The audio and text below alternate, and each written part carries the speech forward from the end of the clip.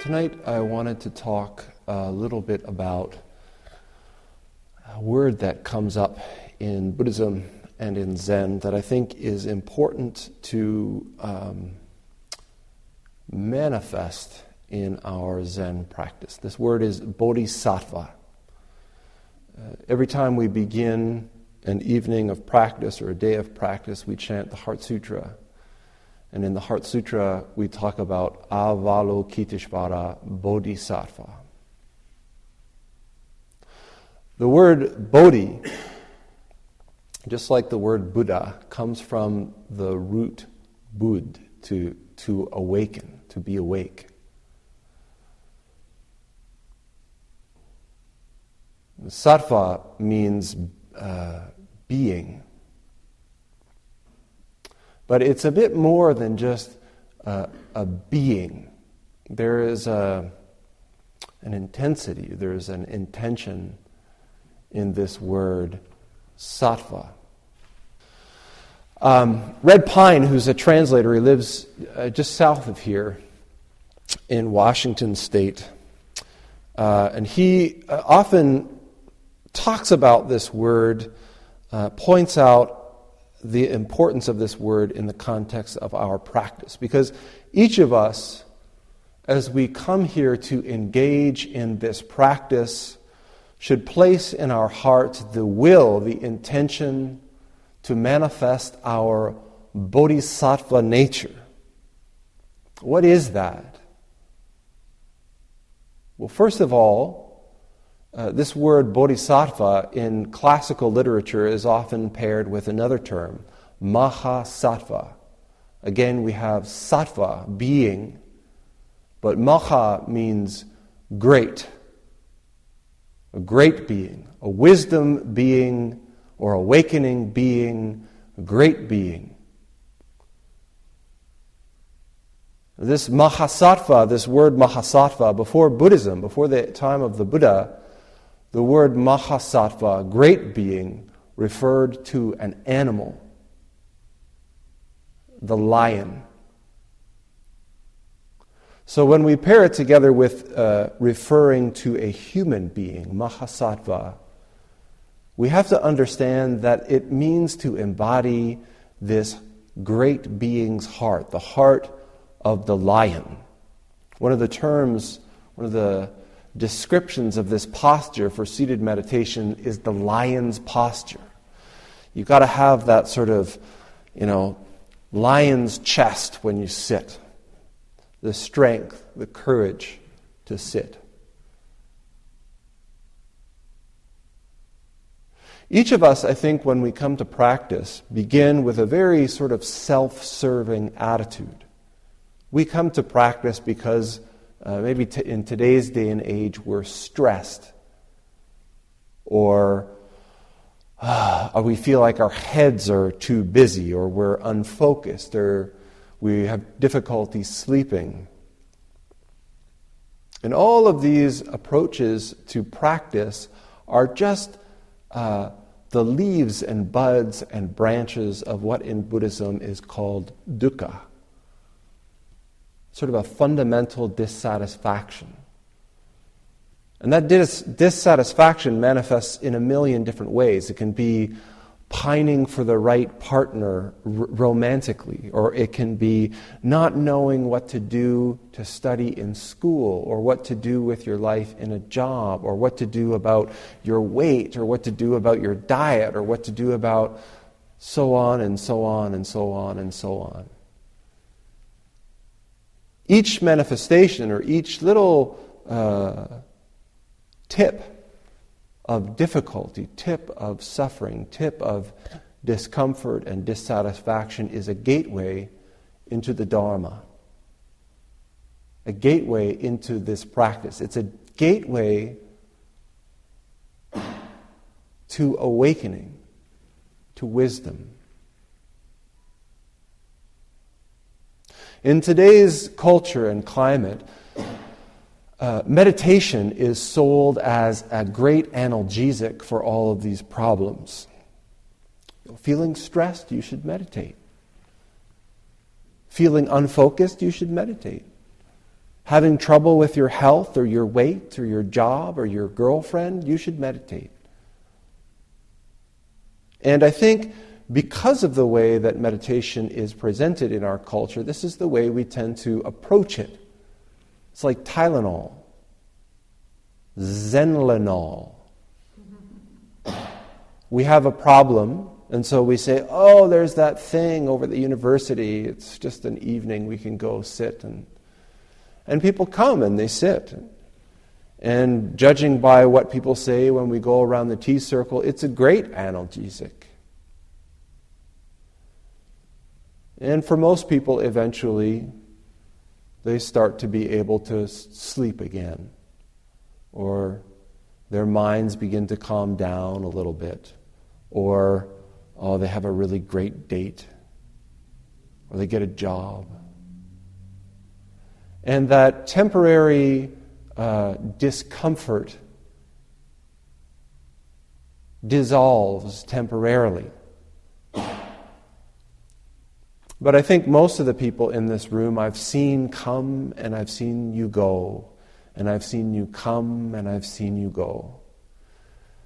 Because one of the things that we can all say in this life, one of the very fundamental principles of Buddhism, is that all things in this vast cosmos are impermanent. So those romances, they hit rough spots, even wonderful long-term romances. Life gets stressful again. Jobs change and places that you live change, and we find ourselves going, oh, what am I going to do about this again? And oh, right, there's that thing over at the university. I can go and do that. And that's okay. Sort of meditation it's okay. But the metaphor that always comes to mind for me is that you're using like a surgical scalpel to butter your toast. Our endeavor here in Zen practice is not just to alleviate the superficial discomfort that we're experiencing all the time. It's not to make you feel better about having to buy last year's model of Mercedes instead of next year's model of Mercedes. That's not what we're here for. This practice has existed since the time of the Buddha to offer us an opportunity to awaken to our nature, our deep nature, which is beyond all of these subjective, temporary disturbances, attractions, desires. It offers us the opportunity to see that these little difficulties that pop up, relationships and livelihood and illness and old age and all of these things that pop up, they're not unrelated. They're not separate. Each of these things arises from a single source. And this practice allows us the opportunity to plunge into that deeply, to awaken, to realize some clarity about this fundamental fixation, attachment, desire, craving that leads to all of these difficulties.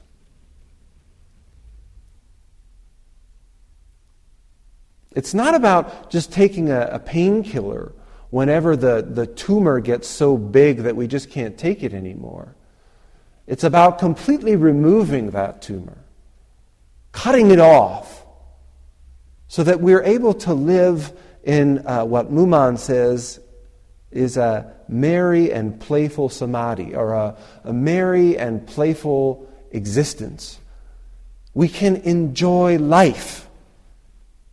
Not just once in a while when things are going well and we have the relationship that we want and the car that we want and the amount of money that we want, and when we're in a nice, comfortable, warm room and it's not raining on our head, and,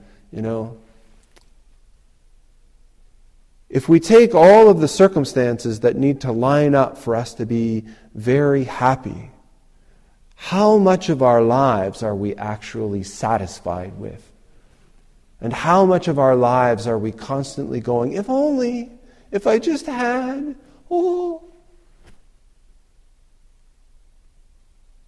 But it's not easy.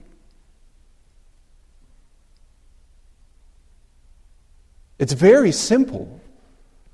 This practice that we engage in, just simply coming together and sitting, or even taking the time in our own lives, in our home, to just sit in a stable and straight posture, to just sit.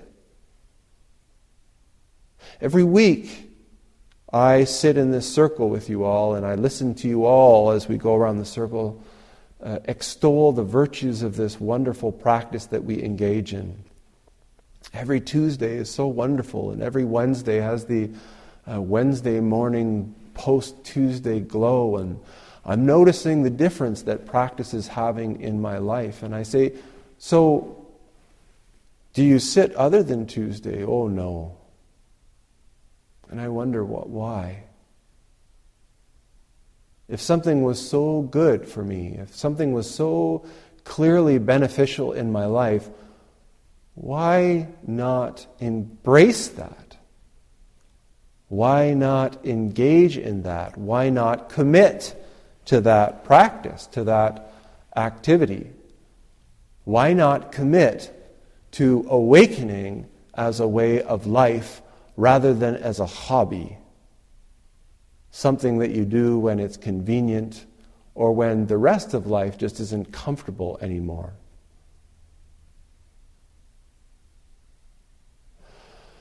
This is what a bodhisattva is. This is an awakening being. Sometimes the job of the abbot isn't fun because I have to give talks like this. And I can feel the squirming. And I can hear in my own self and in each of you all the reasons why. Life is very busy. Children keep us very busy, I know. Work keeps us very busy. Relationships keep us very busy. And there's lots of good stuff on television too. How can I fit in 15 whole minutes of just sitting every day, or half an hour, or an hour? It's difficult. I say that kind of in jest, but it really is. I have children. I'm married. I know it's difficult. And this is why this Mahasattva comes into play.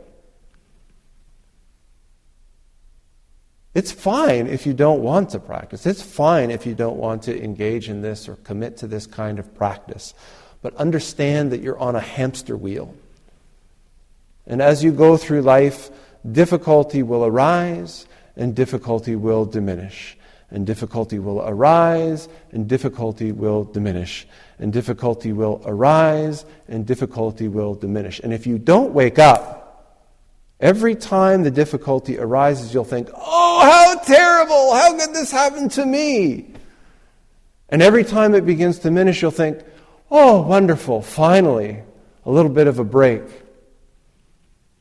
But you're not really going anywhere. It's just going around and around and around. But there's a way off. This is awakening. But it takes practice. It takes commitment. It takes you saying, I want off of this hamster wheel. I want to know what it is to engage in my life fully. I want to know what it is to not run away from the things that scare me. I want to know what it is not to blindly chase after the things that I think are going to make me comfortable. It takes committing to your own wisdom, to your own life, to your own happiness in practice.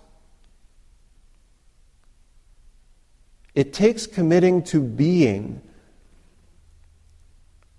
a bodhisattva, an awakening being, a being of awakening,